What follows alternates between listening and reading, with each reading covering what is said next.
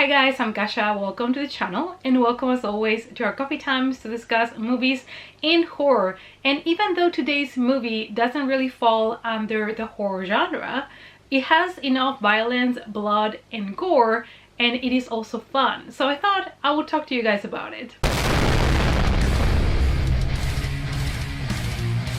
It's coffee time! So today we're gonna be talking about the movie Sisu. And even though, like I said, this is not horror, I found myself having such a blast with this film. I already spoiled you my thoughts, but I just had a blast with it. It was fun and gory and bloody, so I wanted to talk to you guys about it. Let's dive into it. This is a historical action film by Jalmany Helander. He wrote and he directed the film, and this is the same director that did Rare Exports, which is a bloody Christmas movie. So I was really excited. Also, this movie is basically about Nazis being killed and murdered in multiple different ways.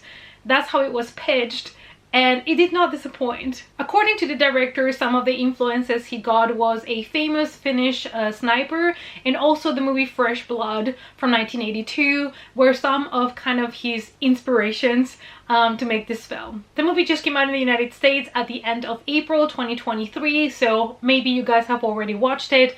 I had just, access to it now and I had to watch it immediately. I needed to know after really enjoying the trailer. So let's dive into it, as always, spoiler free. Set in the Finnish Lapland during World War II, the film follows a gold prospector who attempts to secure his stolen gold and defend himself from a German death squad led by a brutal SS officer. The movie starts with our main character. We see a bearded man with very simple clothing, with his dog, and he's digging on the ground when he finds a little tiny piece of gold. So he keeps digging and he ends up with quite a collection of gold nuggets, and he decides that that is basically going to save him, and he needs to go somewhere obviously to sell the gold. The word Sisu is one of those words that is a little bit untranslatable. There is not really an equivalent in English.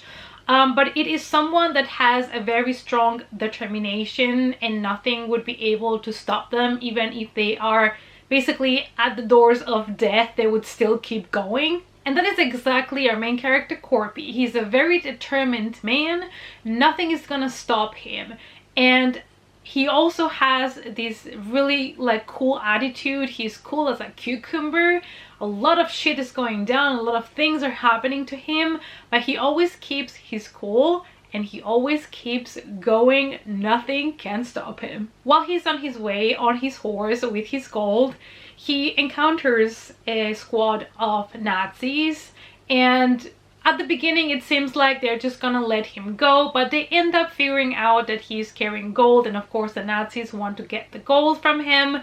And this starts kind of like a game of cat and mouse that is gonna go throughout the whole film. Our main character Corpy is a man of very few words. That was also one of my favorite parts. He's just badass, cool as a cucumber. He doesn't need to talk. And it reminded me to Nicolas Cage in Willy's Wonderland.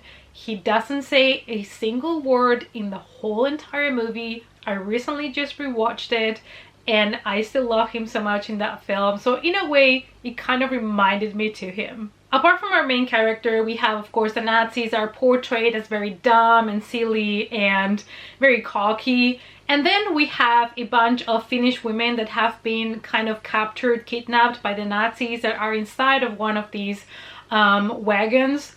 And these females were casted wonderfully because they also do not say much at all, but just their facial expressions and the way that they look, you believe them. You know that they have been through all of this, that they've had enough.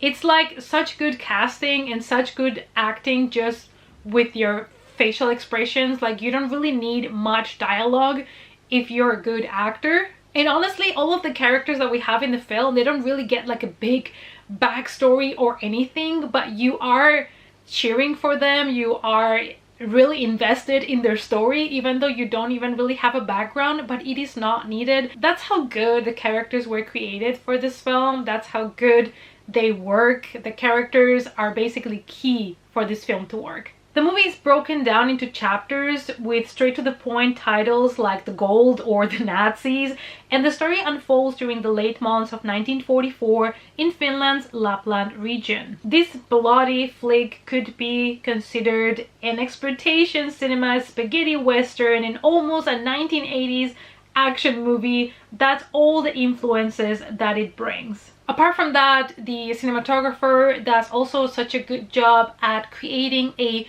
desolated, empty landscape with raided villages, things that have been set on fire. So you see basically what the Nazis leave behind, all of the destruction.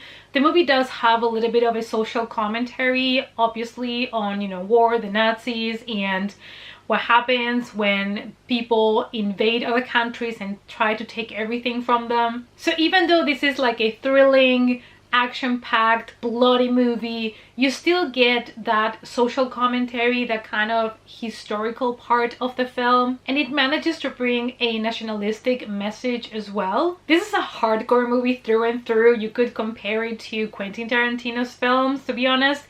And I'm glad that this movie is getting a kind of a wider exposure than what it would have probably had. So I'm super happy that it's being shown in many places and a lot of people have access to the film, because I feel like this is a movie that it's just fun and a lot of people are gonna love it. When it comes to the horror, once the action starts, like the very first chapter of the film is a little bit slow paced, there is no talking, it's just kind of getting introduced to the main character.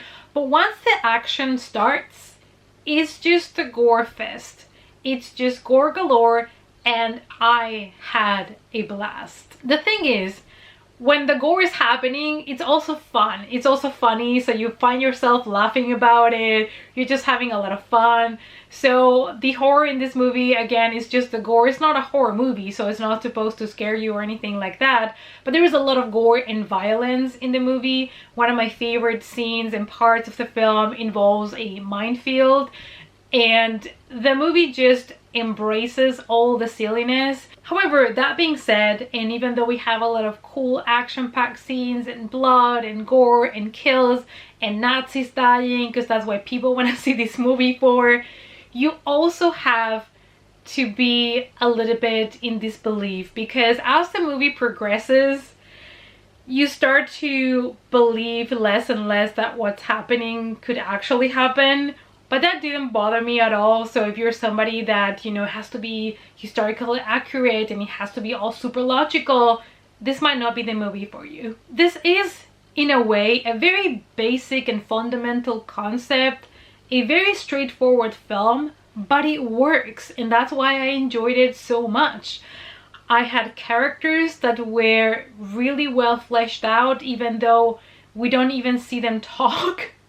And it had action, it had blood and guts, it had funny moments.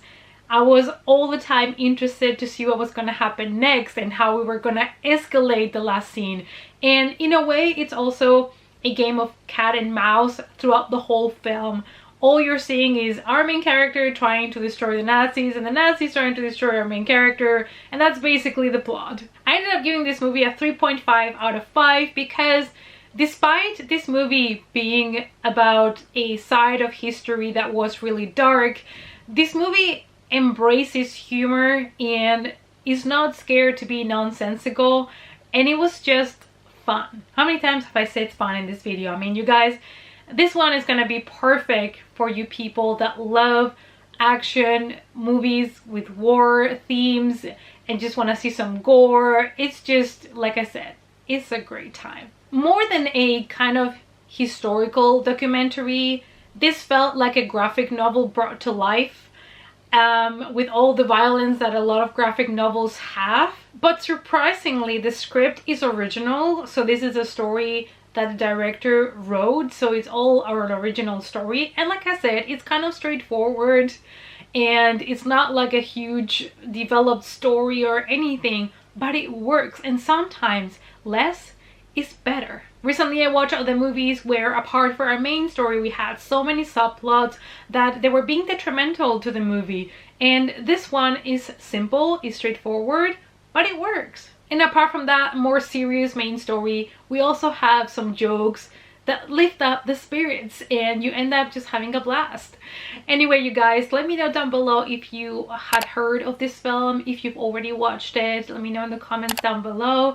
Thank you guys as always so much for watching, and I hope to see you all in our next coffee time. Bye!